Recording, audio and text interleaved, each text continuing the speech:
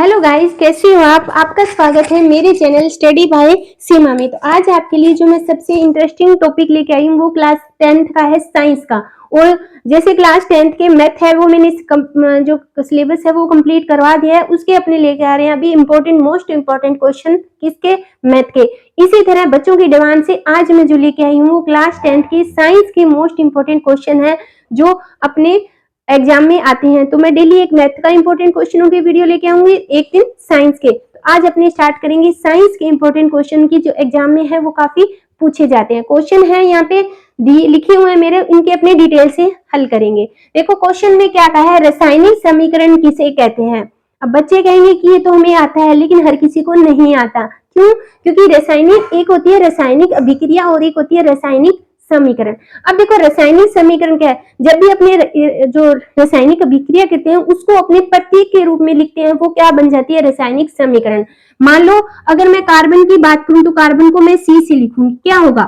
समीकरण क्या होगी? जब यहाँ पे अभिकारक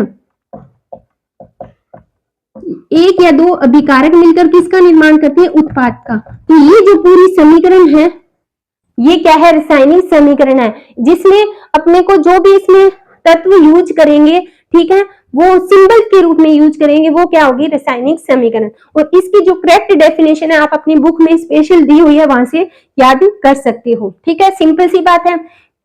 फिर जो सबसे इंपॉर्टेंट क्वेश्चन है जो एग्जाम में हर बार पूछा जाता है, क्यों तेल व वसा युक्त खाद्य पदार्थ को नाइट्रोजन गैस से प्रभावित क्यों किया जाता है?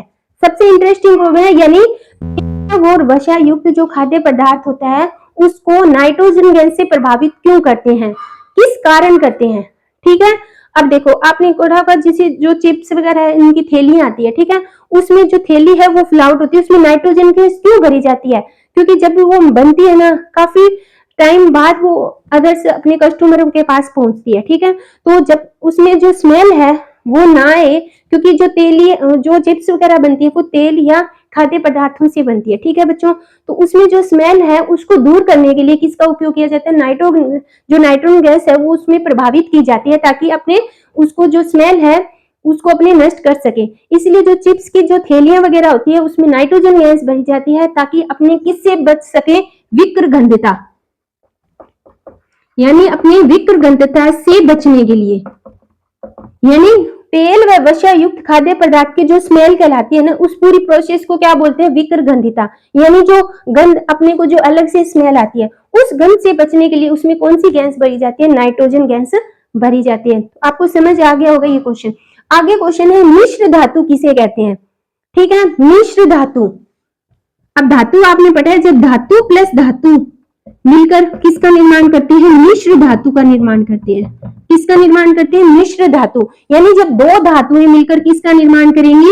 एक नई धातु का निर्माण करेंगी, एक नई मिश्र धातु। जब दो धातु मिलकर एक नई मिश्र धातु की, ना तो उसको अपनी अधातु में लिखेंगे ना धातु में लिखेंगे, वो अलग ही एक मतलब मिश्र धातु बन गई। ठीक है, अगर मैं एग्जाम्पल की बात करूं, पीतल, कहां पे गया? पीतल।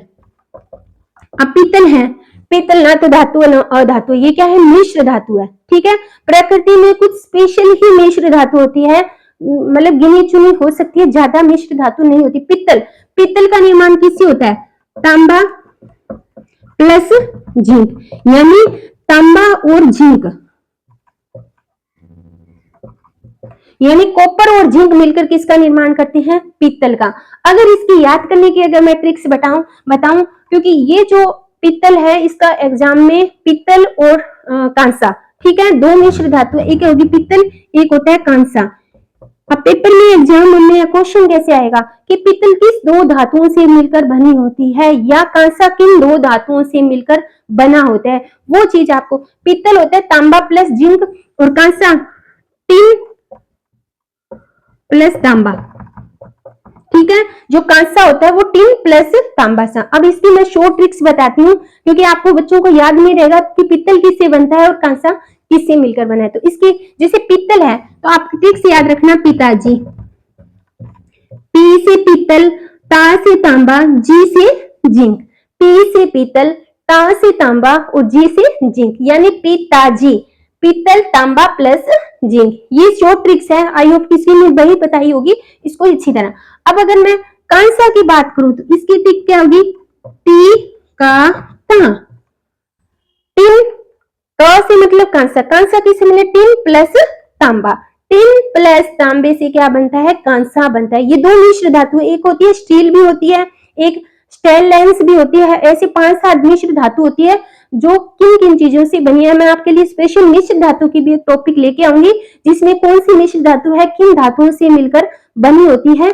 तो इसलिए चैनल को सब्सक्राइब करके जरूर रख लेना ताकि जब भी मैं वीडियो डालूं तो आपके पास जस्ट उसका नोटिफिकेशन आ जाए। ठीक है, तांबा आ गया समझ में यहाँ तक। ठीक है, इनकी जो स्क्रीनशॉट है वो ले लेना और कॉपी में अपने साथ साथ इसके अच्छी तरह नोट्स है वो प्रिपेयर करना। क्रियात्मक समूह कौन से होते हैं? अब देखो क्रियात्मक समूह है, जब भी कोई हाइड्रोकार्बन होता है, हाइड्रोजन और कार्बन से कोई भी हाइड्रोकार्बन बनता है, उसमें जो तत्व मतलब जो क्रियात्मक समूह यूज होते हैं ना वो होते हैं क्रियात्मक समूह। ठीक है, अब देखो क्रियात्मक समूह कौन कौन थे, एल्कोहल हो गया, OH होता है, एल्डिहाइड हो गया, कीटोन हो गया, ठीक है, कार्बोक्सिलिक एसिड हो गया, ठीक है, और कौन सा होगा, फ्लोरीन हो गया, आयोडीन हो गया, ठीक है, ब्रोमीन, आयोडीन, फ्लोरीन हो गया, ठीक है, कैल्शियम हो गया। ये सारी कौन सी है, ये क्रियात्मक समूह है जो किसी भी तत्व है उनके पीछे लगाए जाते हैं। तो कार्बन होता है वो हमेशा बीच में जुड़ता है। ठीक है बच्चों, लेकिन जो ये जो सारे क्रियात्मक तो आपकी क्लास 10th में है, सिर्फ इतने ही क्रियात्मक समूह है, इनको अच्छी तरह याद कर लेना। OH का मतलब वो एल्कोहल, ओल लगता है पीछे, कीटोन एल्डिहाइड बनता है, ketone sorry CHO aldehyde, COO ketone, carboxylic अम्ल, ठीक है, ब्रोमीन, आयोडीन, फ्लोरीन, क्लोरो। ठीक है, ये क्या है, क्रियात्मक समूह है। ये इतनी क्रियात्मक समूह है, आपके 10th क्लास है उसमें यूज है, उसके अलावा कुछ नहीं है, इतना पढ़ लोगे सर्टिफिकेट। ठीक है, उसके बाद है हाइड्रोकार्बन। क्या होता है, हाइड्रोजन प्लस कार्बन से जो तत्व बनता है उसे अपने क्या बोलते हैं, हाइड्रोकार्बन बोलते हैं। कौन सा, हाइड्रोजन कार्बन की। अगर मैं बात करूं, अगर मैं एक कार्बन, जैसे एक कार्बन ये है, एक कार्बन ये है, 2 कार्बन ले लिए, हाइड्रोकार्बन कैसे बनेगा। अब देखो हमेशा ध्यान रखना, जो कार्बन है आपका स्पेशल टॉपिक है कार्बन, चतुस्योगी यौगिक। ठीक है, यानी कार्बन है उसकी संयोजकता कितनी होती है, 4 होती है। कितनी होती है, कार्बन की संयोजकता 4 होती है, तो इसके साथ 4 एलिमेंट जुड़ सकते हैं। अगर यहाँ पे मैं हाइड्रोकार्बन की, यानी कार्बन के साथ ओनली हाइड्रोजन जुड़ा है, ठीक है, तो वो हाइड्रोकार्बन बनेगा। ये कार्बन है, इसका एक यहाँ पे जुड़ गया, 1 2 और 3, ये कार्बन है, इसका एक ही जुड़ गया, 2 3 4 हो गया, तो इसके साथ अपने क्या लगा देंगे, हाइड्रोजन। ठीक है, तो कार्बन, इस कार्बन के साथ कितनी है, H3, और इसके साथ H3। ठीक है, तो ये क्या बन गया, हाइड्रोकार्बन, जिसके हाइड्रोजन है उसके। ठीक है, अब अगर मैं हाइड्रोकार्बन की बात करूं, अपने कितने भी लिख सकते हैं। कार्बन होते हैं, कार्बन एक, eth, meth, prop, but, pent, hex, ये चीजें मैं आपको लिए अलग से वीडियो लेके आऊंगी कि एक कार्बन है उसको क्या बोलते हैं, 2 को कितना बोलते हैं, 3 को कितने बोलते हैं। जैसे कार्बन 1 है उसको बोलते हैं एथ, ठीक है, कार्बन 2 होता है उसको बोलते हैं मेथ, 3 को बोलते हैं प्रोप, 4 को बोलते हैं सॉरी ब्यूट, ठीक है, तो और 5 को बोलते हैं पेंट, 6 को बोलते हैं हेक्स, 7 को बोलते हैं हेप्ट, 8 को बोलते हैं ऑक्ट, ठीक है, और 9 को बोलते हैं मैन। ठीक है, आपके सिलेबस में मोस्टली 6 ही है, 6 से ज्यादा आपके नहीं पूछेगा कि कितना है। अब देखो यहाँ पे आपको 6 कार्बन, जैसे 5 कार्बन जोड़ दिए ऐसे, ठीक है, इसकी वैलेंसी कंप्लीट करनी है, इसमें हाइड्रोजन जोड़ने हैं, तो जो तत्व बनेगा वो उसका नाम बताना है। यानी अगर 5 है तो पेंटेन, अगर सिंगल बॉन्ड है तो पेंटेन, डबल बॉन्ड है पेंटीन, और ट्रिपल बॉन्ड है पेटाइन। अब देखो बॉन्ड कौन कौन से होते हैं वो भी थोड़ा सा मैं बता देती हूँ। ठीक है, अब देखो बॉन्ड होता है, एक होता है अपना जैसे कार्बन और कार्बन के बीच सिंगल बॉन्ड, एक होता है डबल बॉन्ड, एक होता है ट्रिपल बॉन्ड। ठीक है, अब इनको मैं संतुलित, इस कार्बन की वैलेंसी कितनी होती है, 4, तो यहाँ पे कितने जुड़ेंगे, 4, इसमें भी कितने जुड़े, इस कार्बन की वैलेंसी 4 है, ये 2 जुड़ गए, तो इसके कितने जुड़ेंगे, 2 जुड़ के, इसके कितने जुड़ेंगे, 2, क्योंकि इसके 4, 2 बॉन्ड अंदर है, 1 हो गया। इसकी बात करूं तो यहाँ पे 1 जुड़ेगा, यहाँ पे भी 1 जुड़ेगा, तो अगर मैं यहाँ पे 1 1 जोड़ दूं, इसका सूत्र क्या बनेगा, C2H2, इसका सूत्र बनेगा C2H4, इसका बनेगा C2H6। ये होता है अपने, अगर 2 कार्बन है तो इसको बोलेंगे मेथेन, ये होगी मेथिल, और ये क्या होगी, मेथाइल। ठीक है, जब ट्रिपल बॉन्ड होता है तो आइन लगता है, जब डबल बॉन्ड है तो इन लगता है, और जब सिंगल बॉन्ड है तो एन लगता है। मेथीन, मेथाइन, सॉरी मेथेन, मेथीन, मेथाइन। इसी तरह अगर ब्यूट हो, 5 कार्बन हो, तो पेंट, पेंटेन, पेंटीन और पेंटाइन। ठीक है बच्चों, इस तरह ये होता है। ये सबसे जो अलग से मैं भी इसका थोड़ा सा चैप्टर लेके आऊंगी, ताकि बच्चों में जो ये है, ये जो चैप्टर है थोड़ा सा हार्ड लगता है 10th क्लास को बच्चों को, तो इसके लिए मैं स्पेशल आगे जो भी वीडियो होगी, टाइम मिलते ही मैं वीडियो अपलोड जरूर करूंगी इस टॉपिक की। ठीक है, अभिक्रिया की दर को प्रभावित करने वाला कारक कौन सा होता है, जो अभिक्रिया की दर को बढ़ाता है?